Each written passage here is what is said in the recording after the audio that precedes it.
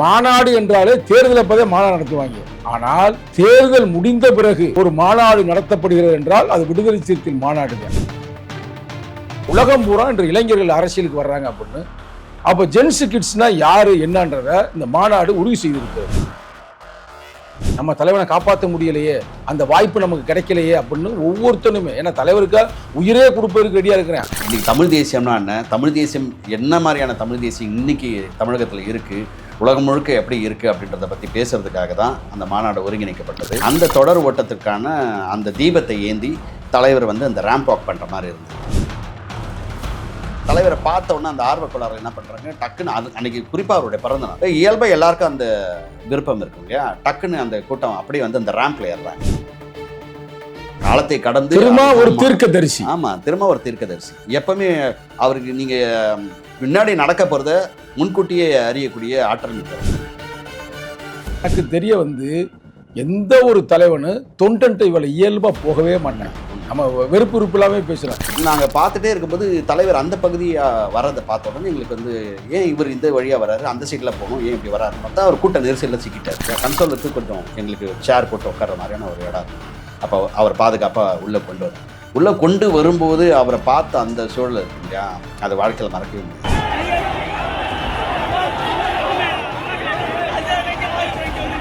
அவர் நிலை குலைஞ்சு நின்ன அந்த நொடி கூட தொண்டனை பற்றி சிந்திக்கிறாரு. தொண்டை தம்பிங்க சேஃபா இருக்கானுங்களா இல்லையான்ற அந்த ஒற்றை எண்ணம் தான் அவர் மனசுல வரும்.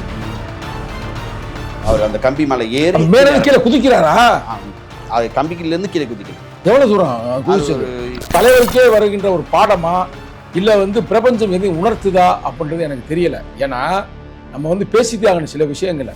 ஆனா நம்ம எழுச்சி தமிழ் வரவுக்கு பிறகுதான், டேய் நான் சிறுத்தரா, இல்ல நான் ஒரு பறவைண்டா, இல்ல நான் ஒரு பல்லண்டா, நான் ஒரு சக்கிலியண்டா, நான் ஒரு பாதிக்கப்பட்டவன்டா அப்படின்றத தைரியமா சொல்றோம். அதே மாநாடு சொன்னாரு, நாங்க ஆளுங்கட்சி கூட்டல் இருந்திருக்கிறோம், இன்னைக்கு அமைச்சராக கூட இருக்கிறோம், நாளைக்கு நாங்களே ஆளுங்கட்சியாக மாறுவோம்.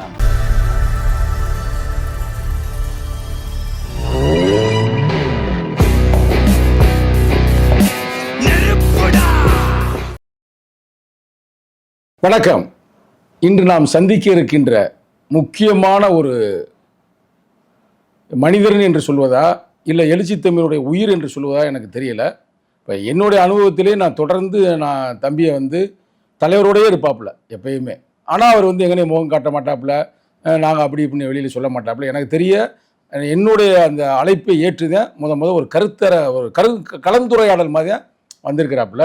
அவருடைய பேர் வெளிச்சம் பிரவீன். கட்சிக்காரங்க எல்லாருக்குமே தெரியும். ஆனால் அவர் ஒரு வழக்கறிஞர், அதே நேரத்தில் விடுதலை சிறுத்தையுடைய ஊடக மையத்தின் மாநில செயலாளர். மீண்டும் ஒரு முறை உங்களுக்கு நான் வணக்கத்தை தெரிவித்துக் கொள்கிறேன். என்னவென்றால், ஏன் நான் உங்களை அழைத்தேன் அப்படின்னா, முக்கியமான காரணம் வேறு ஒன்றுமே இல்லை. 17ஆம் தேதி அந்த தமிழ் தேசிய எழுச்சி மாநாட்டில் யாருமே எதிர்பார்க்காத அளவிற்கு கூட்டம் கூடியது, அதில் மாற்றுக்கருத்துமே இல்லை. அதே நேரத்தில் தமிழ் தேசியன்ற அந்த சொல்லாடலை வச்சுலாம் எவனும் மாநாடு நடத்த மாட்டேன், அது ஒரு சிறப்பு. அதை விட முக்கியமான சிறப்பு, மாநாடு என்றாலே தேர்தல் அப்பதே மாநாடு நடத்துவாங்க. ஆனால் தேர்தல் முடிந்த பிறகு ஒரு மாநாடு நடத்தப்படுகிறது என்றால் அது விடுதலை சிறுத்தைகள் மாநாடு தான். இன்னொன்று, இப்போ ஜென்ஸ் கிட்ஸ்ன்னு இப்போ உலகம் பூரா பரவலாகுது. வெறும் தமிழ்நாடு மட்டுமல்ல, இந்தியா மட்டுமல்ல, உலகம் பூரா இன்று இளைஞர்கள் அரசியலுக்கு வர்றாங்க அப்படின்னு.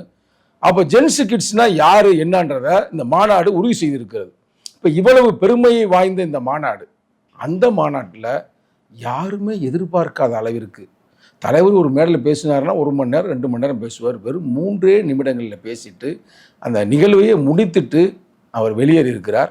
அந்த வெளியேறும் பொழுது அவர் வெளியேறுவதற்கான அந்த உறுதுணையை செய்த முக்கியமான ஒரு 4 பேரில் நீங்கள் ஒருவர். இன்னொருத்தர் இப்போ தான் நம்மகிட்ட அவர் பேட்டியும் கொடுத்தாரு. அவர் அன்புச்செழியன், உங்களுக்கு தெரியும், நம்ம கட்சியுடைய முக்கியமான மாநில செயலாளர். அதே மாதிரி தம்பி சார்லஸ், அப்புறம் நீங்கள் ஒன்று, இன்னொருத்தர் முக்தார், டாக்டர் நினைக்கிறேன், அவர் முக்தார் இருந்தார். இன்னொருத்தர் தமிழினின்னு ஒருத்தர் இருந்தார். இதுதான் இப்போ முக்கியமானது. இப்போ உங்களை அழைத்தது என்னென்னா, உண்மையாக நேர்மையாக சொல்லணும். இது நீங்கள் இட்டுக்கட்டு பேச வேண்டாம். அந்த சூழ்நிலையில், ஏன்னா இப்போ அந்த இருக்கிற ஒவ்வொரு தொண்டனுமே அந்த மனநிலைக்கு இருக்கிறேன், அங்கே நம்ம நிற்க முடியலையே, நம்ம தலைவனை காப்பாற்ற முடியலையே, அந்த வாய்ப்பு நமக்கு கிடைக்கலையே அப்படின்னு ஒவ்வொருத்தனுமே, ஏன்னா தலைவருக்கா உயிரே கொடுப்பதற்கு ரெடியாக இருக்கிறேன். அப்போ அந்த வாய்ப்பு உங்களுக்கு கிடைத்தது என்பதை விட அதில் நீங்கள் என்ன உணர்ந்தீர்கள் என்பதை அப்படியே எங்களுக்கு யதார்த்தமாக சொன்னீங்கன்னா அது ரொம்ப சிறப்பாக இருக்கும். வணக்கம். வணக்கம். இந்த தொலைக்காட்சி வாயிலாக உங்களுக்கும் இந்த தொலைக்காட்சியை பார்த்து கொண்டிருக்கின்ற நேயர்கள் அனைவருக்கும் நன்றி கலந்த வணக்கத்தை தெரிவித்துக் கொள்கிறேன். நீங்கள் சொன்னது போல் முதல்ல இந்த நிகழ்வு என்பது ஆகஸ்ட் 17. இந்த ஆகஸ்ட் 17 எங்களுக்கெல்லாம் எப்பவுமே ஒரு திருவிழா மாதிரி தான். எப்பவுமே வந்து இதை பிரம்மாண்டமாக கடந்த வருடங்களில் 16ஆம் தேதி ஆரம்பித்து, அதாவது 16ஆம் தேதி ஒரு மாலை வேளையில் ஆரம்பித்து அடுத்த நாள் 17ஆம் தேதி தொடர் நிகழ்வாக போகும். கிட்டத்தட்ட ஒரு 1.5 நாள் நிகழ்வாக இது முழுக்க போகும்.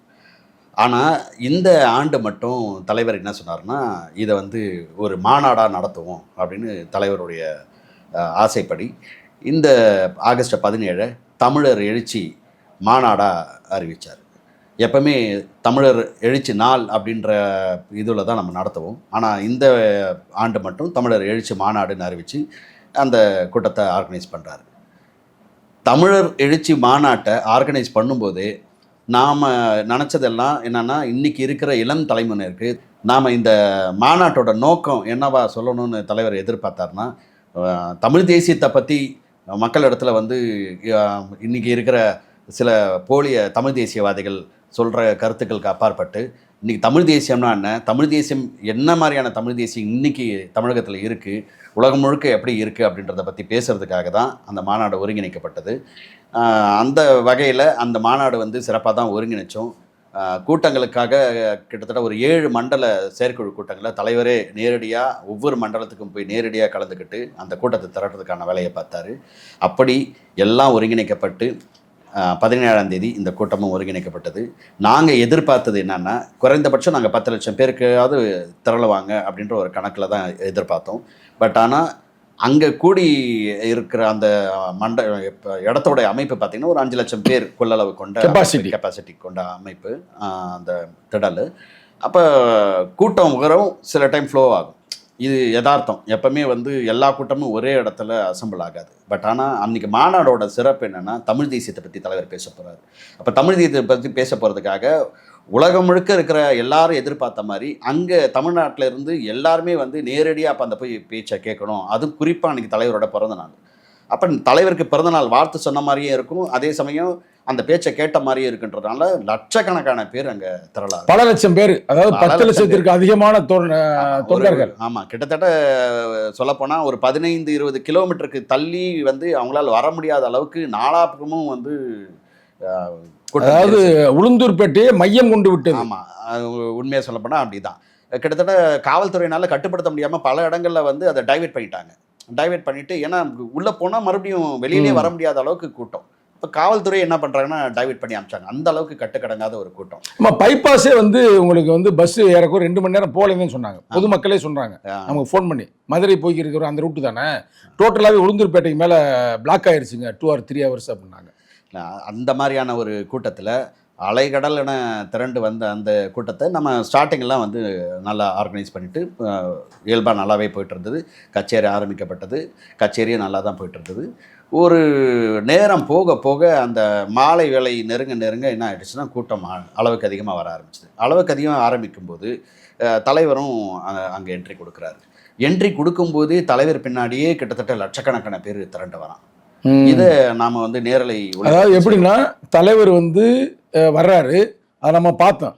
அந்த தலைவரை நோக்கி பின்னாடியே நிறைய பேர் வர்றாங்க. கரெக்டா? ஆமாம். அந்த வந்தவங்க எல்லாரும் மேலே ஏறிட்டாங்க. தலைவருக்கு நோக்கி வந்தவங்க மேலே அவங்களே ஏறிட்டாங்க. அப்படித்தானே? அப்போ உடனே ஏறலை. அந்த நேரத்தில் வந்து நாம் வந்து ஒரு தொடர் ஓட்டமாக ஒரு வழக்கறிஞர் அணி சார்பில் ஆர்கனைஸ் பண்ணியிருந்தாங்க. அந்த தொடர் ஓட்டத்திற்கான அந்த தீபத்தை ஏந்தி தலைவர் வந்து அந்த ரேம்ப் வாக் பண்ணுற மாதிரி இருந்தது. அப்போ தலைவர் வந்த உடனே நேரடியாக வந்து அந்த ரேம்ப் வாக்கில் அந்த தீபத்தை ஏந்தி ரேம்ப் வாக் போக ஆரம்பிச்சிட்டார். தீபச்சுடரை ஏற்றி இப்போ இந்த தீபச்சுடரை ஏற்றி போயிட்டு வர்றதுக்குள்ளே என்ன ஆயிடுச்சுன்னா, தலைவரை பார்க்குற ஆர்வத்தில் இன்னைக்கு இருக்கிற இளம் தலைமுறை சொல்லுங்க. ஆமாம், ஜென்சி கிட்ஸ். அந்த ஜென்சி கிட்ஸ் என்ன பண்ணுறாங்கன்னா, இப்போ நாமளே என்னென்னா தலைவரை பார்த்த உடனே ஒரு ஆர்வக்கோளாறு வரும். அது வந்து இத்தனை ஆண்டு காலம் நான் கிட்டத்தட்ட அவரோட 20 ஆண்டு காலம் பயணிக்கிறேன். ஆனால் எனக்கே எப்போனாலும் அவரை பார்த்தா அவர் கூட நின்று ஒரு ஃபோட்டோ எடுத்துக்கணும், ஒரு செல்ஃபி எடுத்துக்கணும், ஒரு ஈர்ப்பு விசை அவர்கிட்ட இருக்கு. அப்போ இன்னைக்கு இருக்கிற இளம் தலைமுறை வந்து அது தலைவரை பார்த்த உடனே அந்த ஆர்வக்கோளாறு என்ன பண்ணுறாங்க, டக்குன்னு அது அன்னைக்கு குறிப்பாக அவருடைய பிறந்த நாள் இயல்பாக எல்லாருக்கும் அந்த விருப்பம் இருக்கும் இல்லையா, டக்குன்னு அந்த கூட்டம் அப்படியே வந்து அந்த ரேம்பில் ஏறுறாங்க. ரேம்பில் ஏறுறவுடனே இவர் கடந்து போகிறாரு, அந்த கூட்டமும் பின்னாடி அந்த ரேம்ப் வழியாகவே வருது. அந்த ரேம்ப் வழியாக வந்து தலைவர் அங்கே நிற்கும்போது அந்த ரேம்போட அந்த கூட்டம் வந்து பின்னாடி இருக்கிற மேடையை ஆக்கிரமிக்கிறாங்க. அது எல்லாமே நம்ம தம்பிங்க தான். அந்த கூட்டத்துக்கு நடுவில் அவர் பேச ஆரம்பிக்கிறார். அப்போ எல்லாம் அது நடந்துகிட்டே இருக்கும்போதே அங்கே என்ன ஆகுதுன்னா, அந்த ரேம்ப் வழியாகவே ஃபுல்லாக ஆக்குபை பண்ணுறாங்க இல்லையா, அந்த ஸ்டேஜ் முழுக்க ஒரு நெரிசலான ஒரு சூழல் உருவாகுது. இந்த நெரிசல் சூழலை பார்க்குறாரு. எப்பவுமே அது மாதிரி நடக்காது. தொடர்ந்து வந்து ப்ரோக்ராம் திட்டமிட்ட மாதிரி ப்ரோக்ராம் நடத்த பார்க்குறாங்க. வரவேற்பு கொடுக்கணும், அடுத்தது வந்து தீர்மானங்கள் வாசிக்கணும், பொதுச் செயலாளர்கள் பேசணும். பட் ஆனால் ஒவ்வொன்றும் தடைப்பட்டுட்டே போகுது. இதுக்கு நடுவில் வந்து கவிஞருடைய கவிப்படல் ஒன்று இருந்துச்சு. ஆனால் எதையுமே பண்ண முடியாமல் ஒன்று ஒன்றா வந்து அவர் நிறுத்துறாரு. ஏன்னா கூட்ட நெரிசல். சரி இவங்களுக்கு எதுவும் ஆகிடக்கூடாதுன்றனால ஒன்று ஒன்றா நிறுத்திட்டு சரி தீர்மானங்கள் வாசிக்கலாம் அப்படின்னு கிட்டத்தட்ட 125 தீர்மானங்கள். ஆனால் அவர் வாசித்தது இன்னமும் 3 தீர்மானங்கள் தான். ஏன்னா காலத்தின் சூழலை பார்க்குறாரு, அங்கே இருக்கிற அட்மாஸ்பியரை பார்க்குறாரு. இல்லை இதுக்கு மேலே நம்ம அதை பேச முடியாது, நம்ம ரொம்ப எவ்வளோக்கு சுருக்க முடியுமோ அவ்வளோக்கு சுருக்கிடலான்ட்டு பேச ஆரம்பிக்கிறாரு. பட் அவருக்கு ஏதோ தெரியல, அன்றைக்கி உணர்ந்துடுறாரு.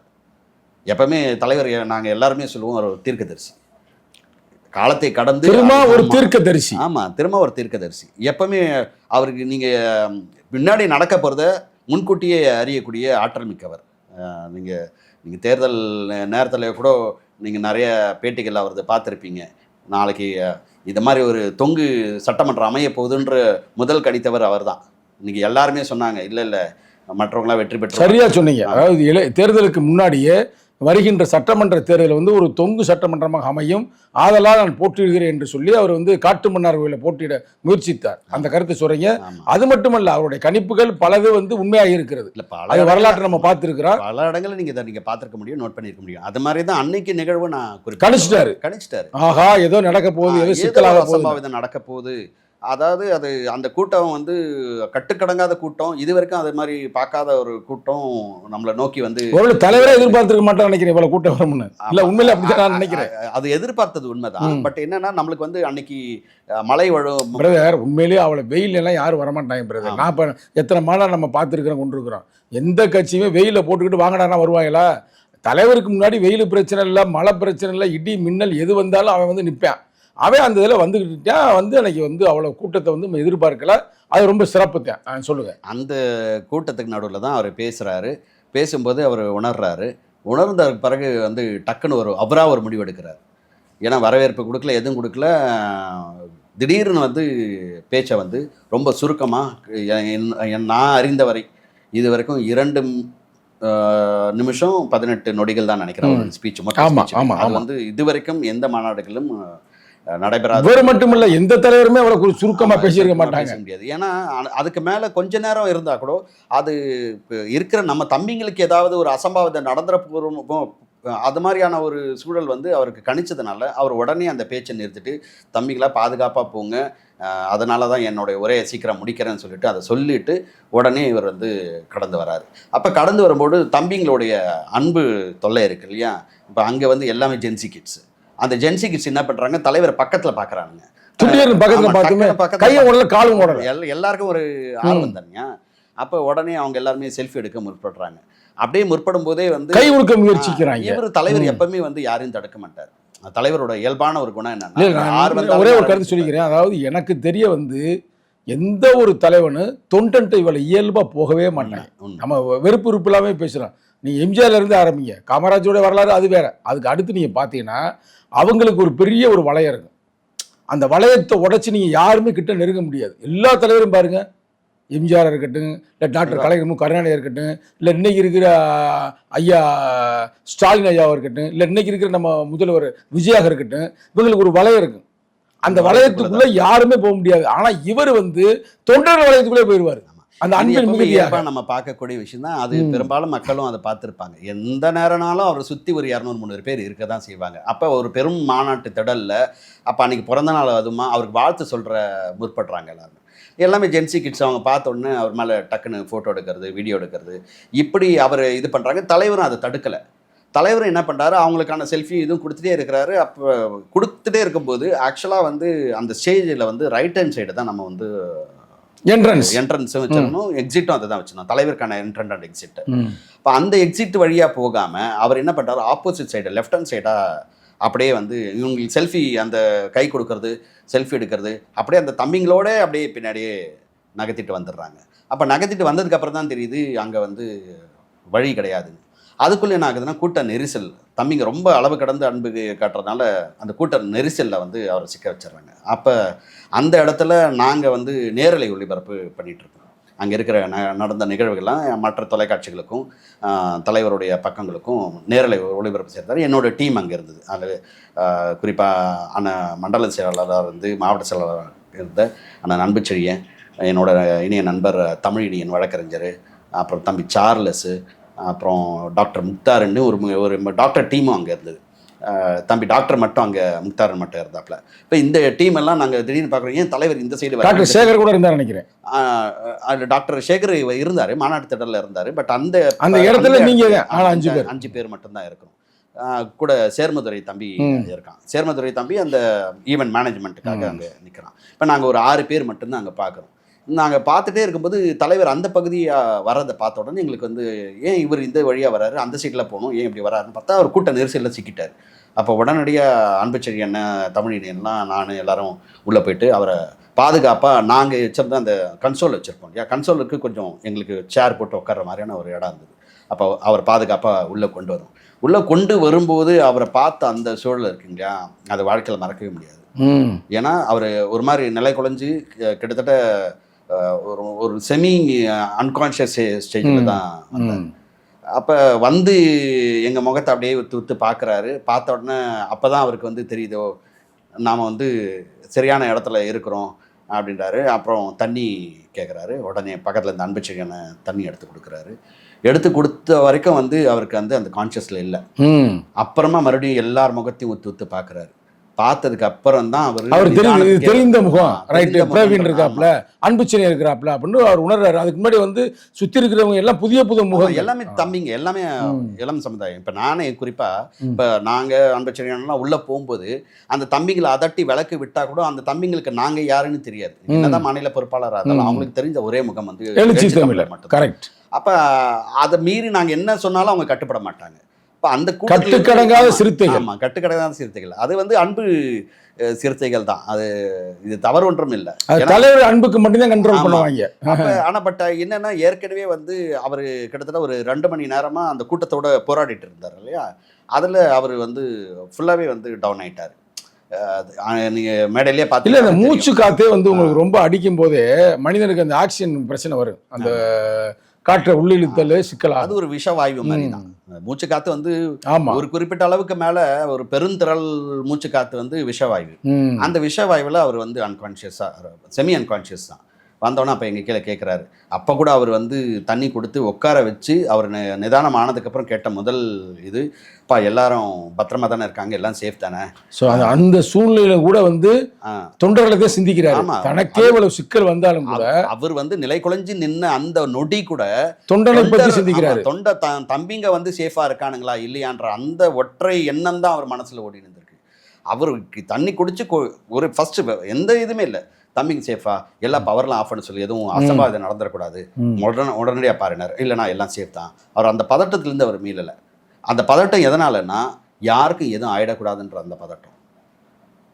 அன்னைக்கு இருந்த அந்த சுச்சுவேஷனை எங்களால் வாழ்க்கையில் மறக்கவே முடியாது. அதுக்கப்புறம் அவரை வந்து சேஃபாக, ஏன்னா அதுக்கு பின்னாடி எங்களுக்கு பின்னாடி இருந்தது பார்த்தீங்கன்னா ஒரு 10-12 அடி பள்ளம். ஏன்னா நாங்கள் இன்னொன்று கேள்விப்பட்டது, எவ்வளோ உண்மைன்னு தெரியல, அது நீங்கள் தான் கரெக்டாக சொல்ல முடியும். ஏன்னா அன்புச்செழியன் கூட அது சொன்னாப்புல. எப்படின்னா அவர் அப்படி அந்த கூட்டத்திலேருந்து அப்படி வர்றாருல்ல, நீங்கள் முதல் நீங்கள் பார்க்குறீங்க, நீங்கள் 2 பேரும் பார்க்குறீங்க.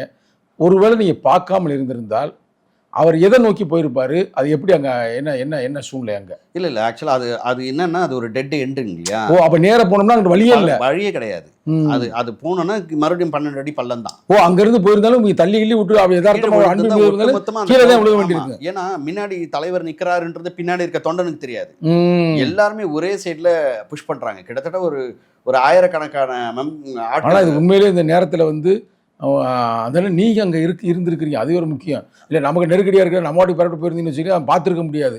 ரெண்டாவது அந்த சூழ்நிலையை பார்க்கும்போது யாரும் முக்கியமான இரண்டாம் கட்ட தலைவர் இருக்கிற மாதிரி தெரியல. கரெக்டாக அந்த நேரத்தை நீங்க பார்த்துருட்டீங்க.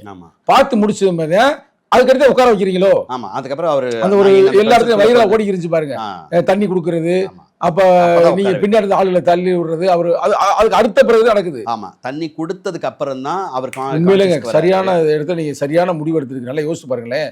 அவர் வந்து அந்த உட்கார இடத்துலயே தண்ணி கொடுக்குற இடத்துலயே நம்ம போட்டா பார்க்கும்போதே தெரியுது தன்னை மறந்து ரொம்ப பலவீனமான சூழ்நிலை இருக்கிறாரு. தள்ளாடிட்டு இருப்பாரு. தள்ளாடி தெரியும். அவர் பின்னாடி இடிப்பேன். ஏன்னா அங்க பெருந்திரள் கூட்டம். நீங்க வந்து ஆனா பாத்தீங்கன்னா தெரியும். ஒருவேளை நீ அந்த நேரத்துல நீ அவரை சந்திக்காமலோ பார்க்காமலோ இருந்திருந்தா இவங்க என்ன பண்ணுவாங்க, அவங்களுக்கு தெரியாது அந்த பக்கத்து எண்டுன்னு தெரியாது.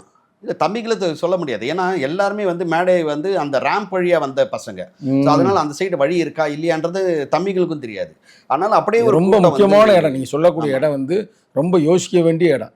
கரெக்டாக அந்த நேரம் நீ அவரை பார்த்துருக்கீங்க, பார்த்து முடிச்சு உட்கார வச்சு பேசிட்டு அதுக்கடுத்து என்ன நடந்துச்சு?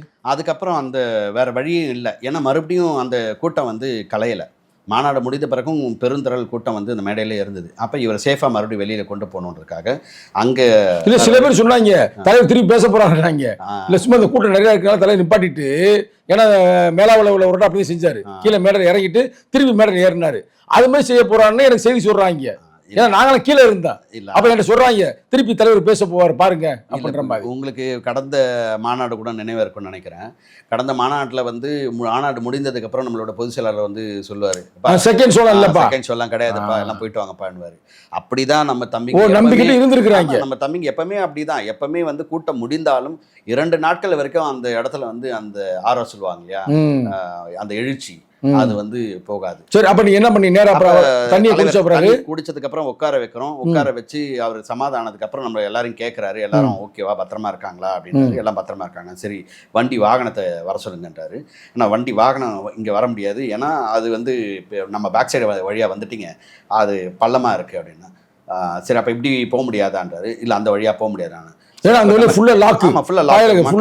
தொண்டர்கள் இருக்காங்க, தம்பிங்க எல்லாருமே. அது குறிப்பா நான் சொல்றேன், இது தொண்டர்களை விட இன்னைக்கு அந்த கூட்டத்துல நான் நேரடியா விட்னஸ் பண்ணது என்னன்னா, ஒரு 18 இருந்து 25 வயது இளைஞர்கள், அந்த ஜென்சி கிட்ஸ்னு சொல்ற அந்த இளைஞர்கள் அதிகப்படியா இருந்தாங்க. மேக்ஸிமம். ஒருவேளை நம்ம இந்த தலைமுறை ஒரு 25 இருந்து 30-40 மேல இருந்தாங்கன்னா அவங்களுக்கு நல்லா தெரியும் தலைவர் ஏதோ ஒரு இதுல இருக்கிறாரு. அப்ப கொஞ்சம் நம்ம தம்பிங்க விலகி இருப்பானுங்க. இது எல்லாமே இளம் ரத்தம்னால தலைவரை பார்த்து அந்த உத்வேகத்துல தான் வந்த கூட்டம். அப்ப தலைவரை வந்து மறுபடியும் இல்லைன்னா இந்த பள்ளத்துல தான் நம்ம அப்படிதான் வழி இருக்கு அப்படின்னா, சரி ஓகே, அப்ப நம்ம அந்த சைட்ல இறங்கலாம் பாதுகாப்பா அப்படின்ட்டு. அப்புறம் கூட இந்த தம்பி டாக்டர் முத்தாரு அது எப்படி இறக்குனீங்க சொல்லுங்க கரெக்டா? இல்ல, தூக்கி விட்டு தான் இறங்குறோம். பேனர் ஒண்ணு இருந்தது, பேனர் கிழிச்சிட்டு அதை நான் பார்த்தேன். கிழிச்ச பிறகு பேனர் கிழிச்சு அப்படியே வந்து அங்க கீழே ஒரு 4 பேர் தம்பிங்களை இறக்கி விட்டுட்டு இங்கிருந்து 4 பேர் பாதுகாப்பா கை தாங்களா அவர் அந்த கம்பி மேல ஏறி கீழே குதிக்கிறாரா? அது கம்பிக்கில இருந்து கீழே குதிக்கணும். எவ்வளவு தூரம்? ஒரு 7-8 அடிக்கு மேல இருக்கும். ஏன்னா எபோ 60ங்க, ஏறக்குறைய 64 கீழே குதிக்கிறாரு. சொல்லும் போது அது வந்து ரொம்ப சாதாரணமா இருக்கும். ஆனா கிட்டத்தட்ட நீங்க சொன்ன மாதிரி சரியா சொல்றீங்க. ஏன்னா ஒரு 60 வயசு, ஈவன் ஒரு 25-30 வயசு பசங்க கூட அது குதிச்சா 64 வயசுல வந்து ஒரு ஜம்ப் பண்றாரு கீழே. ஜம்ப் பண்ணும்போது கீழே நம்ம பாதுகாப்புக்கு நம்ம தம்பிங்க கூட இருந்தாங்க. தம்பியை மேல தப்ப முடியாதுல்ல, தரையில தானே தப்ப முடியும். அதான் நான் சொல்றேன். இப்ப நீ என்னமோ பயில தவறு தாங்கி பிடிக்க முடியாது. அப்ப எப்படி இருந்தாலும் அவர் தரையில தான் குதிக்கணும். குதிச்சுட்டாரு. கொஞ்சம் அதை தொங்கிட்டே தான் குதிச்சாரு. அதை கம்பியை பிடிச்சிட்டு தொங்கிட்டே தான் குதிச்சு அதுக்கப்புறம் வந்து பாதுகாப்பா தம்பிங்க அதுக்குள்ள உடனே எல்லாருமே நம்ம தம்பிங்க கீழே இறங்கி பாதுகாப்பா அவரை கொண்டு போயிட்டு அந்த வாகனத்துல ஏற்றி அனுப்பி வச்சாங்க. இந்த நிகழ்வு வந்து எங்களுக்கு இது எப்படி சொல்லலாம்னா, எந்த ஜென்மத்தில் நாங்கள் செய்த புண்ணியமோ எங்களுக்கு தெரியாது. தலைவரை பாதுகாக்க வேண்டிய அந்த தருணத்துல நாங்க அந்த இடத்துல இருந்தது இல்லை நீங்க வந்து நான் இதுக்காக சொல்றேன், நீங்க ஒரு நேர்மையான ஆட்கள். நான் அதில் பார்த்து அதே இந்த பிரபஞ்ச சக்தி இந்த சங்கத்தமிழை எப்பயுமே பேசுறது, நீ எதை விதைக்கிறாயோ அதை அறுவடை செய்வார் அப்படின்னு புத்தர் சொல்வார். சரியா? அது எவ்வளவுக்கு உண்மைன்னு பாருங்க. தம்பி பிரவீன் எனக்கு இன்னைக்குனே தெரியாது. சரியா? அதே மாதிரி அவர் நம்ம அன்பு செழியன். சரிங்களா? அந்த நேரத்தில் நானே எனக்கே கண்கலங்கள் வருதுன்னு வச்சுங்களேன். அது உண்மையிலே அது வந்து ஒரு உண்மையாவே நடக்குது. இந்த சூழ்நிலை வந்து உண்மையாவே அந்த இல்லை தலைவருக்கே வருகின்ற ஒரு பாடமா இல்லை வந்து பிரபஞ்சம் எதையும் உணர்த்துதா அப்படின்றது எனக்கு தெரியலை. ஏன்னா நம்ம வந்து பேசித்தே ஆகணும் சில விஷயங்களை. அதாவது சாதி வெறியர்கள்ட்ட இருந்து ஒரு காப்பாற்றுறதே பெரும்பாடு. ஏன்னா சாதி வெறியர்களும் இன்னைக்கு மத வெறியர்களும் ஒன்று சேர்ந்து தலைவரை அழிச்சு ஒழிக்கணும், இந்த அமைப்பை அழிச்சு ஒழிக்கணும், சேரி மக்களை அழித்து ஒழிக்கணும்னு ஒரு திட்டம் போட்டு செயல்படுகிறார்கள். தீ வைக்கிறாங்க சேரிக்கு. இன்னைக்கு அதுக்கெல்லாம் பாதுகாவலராக இருக்கிற எழுச்சி தமிழரை இன்னைக்கு வந்து நீங்கள் பாதுகாத்தீர்கள் என்பதை விட அதற்கான ஒரு வாய்ப்பு வழங்கியிருக்கு பார்த்தீங்கன்னா அந்த பிரபஞ்சம். அது யாருக்கு வழங்கியிருக்குது? நான் அந்த நேரத்தில் அதையும் சொல்கிறேன். தம்பி சார்லஸையும் எனக்கு நல்லா தெரியும். அவர் இன்னொரு தம்பி பேர் சொன்னீங்கல்ல, வழக்கறிஞர் அன்பு நண்பர் தமிழினியன். ஆனால் நீங்களாம் உண்மையிலே வந்து இந்த கட்சிக்காக நீங்கள் என்னத்தை நீங்கள் அடைஞ்சிருக்கீங்கன்னு ஒன்றுமே இல்லை சொல்லப்போனால். அதில் வந்து பேசுகிற ஒன்றும் தப்பு இல்லை. இந்த கட்சினால பல பேருக்கு பல பலன்கள் அடைந்திருக்கலாம், இன்னைக்கு பல உச்சத்துக்கு போயிருக்கலாம், பல அதிகாரத்தை சுவைத்து கொண்டிருக்கலாம். அதெல்லாம் வந்து சிறுத்தையோட ஒவ்வொருத்தருடைய ரத்தத்தில் அவங்க வாழ்ந்து கொண்டிருக்கிறார்கள் என்பது அவங்களுக்கே தெரியும், மாற்று கருத்து இல்லை. ஆனால் உங்களுக்கு வந்து அந்த நேரத்தில் கிடச்சிருக்குன்னா அது ஒரு பெரிய விஷயம். ஆனால் அந்த நேரத்தில் இன்னொரு கருத்தையும் சொல்ல விரும்புகிறேன், நாகரிகமாக சொல்ல விரும்புகிறேன். அந்த அன்பு செழின்னு ஒருத்தர் நண்பர் இருக்கார் பார்த்தீங்களா, அவங்க நண்பர். அவர் வந்து உண்மையிலே சிரித்து சொல்கிறதா இல்லை வேதனையாக சொல்கிறதா எனக்கு தெரியல. ஆனால் சில விஷயங்களை சொல்லித்தே ஆகணும். அதை நம்ம மறைச்சி வைக்க முடியாது. ஒரு புண்ணு இருக்குன்னா புண்ணு இருக்குன்னு சொல்லணும். ஒருத்தர் அடித்தானா வலிக்குதுன்னு சொல்லணும். இது அம்பேத்கர் சொல்லியிருக்காரு. உன்னை ஒருத்தர் கொடுமைப்படுத்துறான், ஒருத்தர் உன்னை இது பண்ணுறான்னா கத்து, ஒன்றும் திருப்பி அடி, முடியான கத்து, அப்போ 4 பேர் தெரியும்னுவாங்க. அவர் தான் தமிழ் தேசிய எழுச்சி பேரவையுடைய மாநில செயலாளர். சரிங்களா இல்லையா? ஆனால் அவருக்கே வந்து உள்ள காடு கொடுக்கல அப்படின்ற மாதிரிலாம் செய்தி வருது. அது எவ்வளோ உண்மைன்னு நமக்கு தெரியல. ஆனால் கடைசியில் பாருங்க, இந்த பிரபஞ்ச சக்தி அவர் வந்து முக்கியமாக அந்த இடத்துல இருக்க வேண்டிய ஒரு சூழ்நிலைக்கு தள்ளுது. இதை நம்ம சும்மா பண்ண முடியாதுங்க. இப்போ ஒரு கருத்தை நான் உங்கள் மூலமாக நான் சொல்ல விரும்புகிறேன். இப்போ புரட்சியாளர் அம்பேத்கர் வந்து வாழ்ந்த காலத்தில் அவருக்கு இல்லை நெருக்கடி உலகத்தில் யாருக்குமே இல்லை. அவரை மதிக்கிறது கூட இல்லையாமுங்க. அவருடைய புத்தகங்களை நம்ம படித்தாலும் சொல்கிறேன். ஆனால் நீங்கள் வருங்க, இன்னும் சொல்லப்போனால் 1900 அந்த நூற்றாண்டு விழாவுக்கு பிறகுதான் புரட்சி அம்பேத்கருடைய கருத்து உலகமெல்லாம் பரவுது. அதுக்கு முன்னாடி வந்து நிறைய பேர் சொல்கிறதுக்கே வைக்கப்படுவாங்க. நாங்கள் வந்து அம்பேத்கரிஸ்ட்டு. நான் சொல்கிறேன் எங்கள் ஏரியாவில், இங்கே எப்படின்னு தெரியல, சென்னை ஏரியாவில், மதுரை ஏரியாலாம் வந்து அம்பேத்கர் விரும்புவாங்க. ஆனால் அவங்க போட்டா வைக்கிறதோ இல்லை அவங்க நாங்கள் தலித்துன்னு சொல்கிறதுக்கோ பயப்படுவாங்க. ஆனால் நம்ம எழுச்சி தமிழ் வரவுக்கு பிறகுதான், டேய் நான் சிறுத்தடா, இல்லை நான் ஒரு பறவைண்டா, இல்லை நான் ஒரு பல்லண்டா, நான் ஒரு சக்கிலியண்டா, நான் ஒரு பாதிக்கப்பட்டவன்டா அப்படின்றத தைரியமாக சொல்கிறோம். அவ்வளோ பெரிய ஒரு மாபெரும் தலைவரை பாதுகாப்பதற்கான ஒரு சூழ்நிலை உங்களுக்கு அமைஞ்சிருக்கு பார்த்தீங்களா. கோடான கோடி சிறுத்தைகள் சார்பாக உண்மையில் இந்த நேரத்தில் உங்கள் 4-5 பேருக்குமே நான் தனிப்பட்ட முறையில் நன்றி தெரிவித்துக் கொள்கிறேன். உங்களுக்கு நீ வாழ்க்கையில் வேற என்னங்க வேணும் உங்களுக்கு இதை விட? கரெக்டா இல்லையா பிரவீன்? இதை விட ஒரு பாக்கியம் இருக்க முடியாது. நாங்கள் அதை உணர்றோம். ஏன்னா அந்த சிறுத்தை ஒவ்வொருத்தருமே ஆசைப்படுறேன். சிறுத்தை என்ன நினைக்கிறான்னா, நம்ம தலைவருக்கு வந்து எதுவும் செய்ய முடியாதா, தலைவருக்கு வந்து நம்ம ஒரு இதாக இருக்க முடியாதா அப்படி இருக்க. இன்னும் சொல்ல போனால் அது வந்து உங்களுக்கு கிடைத்த ஒரு பெரிய ஒரு பாக்கியம் தான். நீ நினைப்பீங்க, ஏன்னா நான் என்கிட்ட சொல்லியிருப்பாள் பல முறை என்ன சொல்லுவாப்பில், அண்ணே எனக்கு வந்து இவ்வளவு இருக்கிறேனே கொள்றேனே, ஏன்னா நீங்களே சொந்த காசை போட்டுலாம் சேனல்லாம் ஆரம்பிச்சு நம்ம கண்ணால் பார்த்தோம். அதை எவனும் சொல்ல மாட்டேன், சங்கத்தமிழ்னு சொல்லுவேன். கரெக்டாக அவரெல்லாம் செஞ்சதுக்கு எதுவுமே நமக்கு கிடைக்கல அப்படின்னு இருக்கு. அதே மாதிரி செழியன், அன்பு செழியன் இருக்காரு. நான் வந்து ஏன் அவரை வந்து இவ்வளோ இதாக சொல்கிறேன்னா, காலையில் 4 மணிக்கு அவர் அனுப்புகிறாருங்க. 4 மணிக்கு அவர் வந்து மெசேஜ் அனுப்புகிறாப்புல. எவனாவது செய்கிறானா? அப்போ இது தலைவருக்கே வந்து நான் வந்து தலைவர் தப்பாக கிப்பா எடுக்காதீங்க, சங்கத்தமிழ் எப்படி தான் அப்படின்னு பார்வைக்கு போயிடாதீங்க. பிரபஞ்சம் ஏதோ தலைவருக்கு உணர்த்துது. உங்களுக்கு புரியுதா? அது தலைவர் நிச்சயம் உணர்வார். தலைவருக்கு அவருடைய புண்ணியத்துக்கு அவர் செஞ்ச நேர்மைக்கு அவர் எதுவும் நடக்காது, அதை நம்ம நம்புவோம். ஆனாலும் அவரும் மனிதர் தானே. புத்தர் என்ன சொன்னார் கடைசியா? அனைத்து கூட்டு பொருள் ஒரு நாள் உடையும். கடைசி அம்பேத்கர் சொன்ன, அம்பேத்கர் புத்தர் சொன்னது. புத்தர் கேட்குறாங்க, அழுகுறாங்க. புத்தகருக்கு உங்களை மாதிரி சீடர்கள்லாம் போய் கேட்குறாங்க. ஆனந்தான் கேட்குறாரு, என்னங்க சொல்ல வர்றீங்க கடைசியா அப்படின்னதுமே, அனைத்து கூட்டு பொருளும் ஒரு நாள் உடையும். அதுக்கடுத்து சொன்னது ரொம்ப முக்கியம், அப்போ தீபபவ, உனக்கு நீயே ஒளியாக இரு அப்படின்னு இருக்காரு. எவனையும் போய் தேடாத, நீயே இரு அப்படின்ற மாதிரி.